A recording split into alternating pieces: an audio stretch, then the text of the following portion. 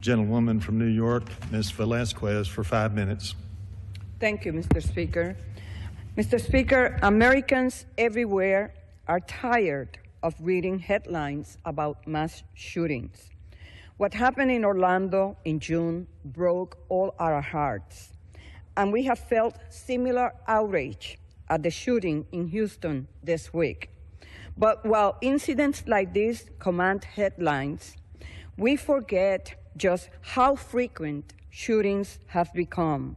In New York City already this year, there have been 897 shooting victims.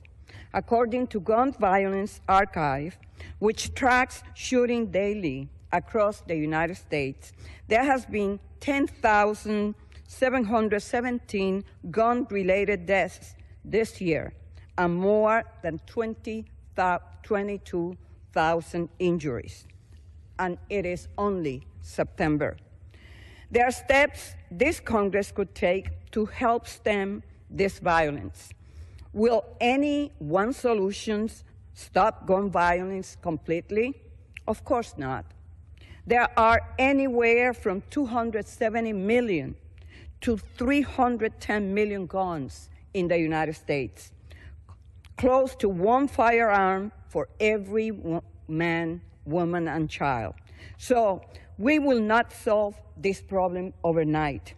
But there are some steps we could take, steps that Republicans continue blocking.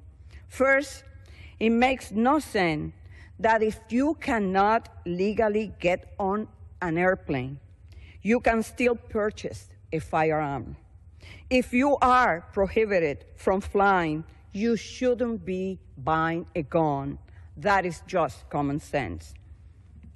Now, some on the other side of the aisle like to drag on an incident or two where someone was incorrectly placed on the no-fly list. If that is the case, I'll say let's also fix the no-fly list. But we cannot use this as an excuse to do nothing. That is what the NRA and the gun manufacturing lobby want Congress to do. Nothing. Second, for 10 years, this nation used to have an assault weapon ban. President Bush let that law expire. We need to reinstate it.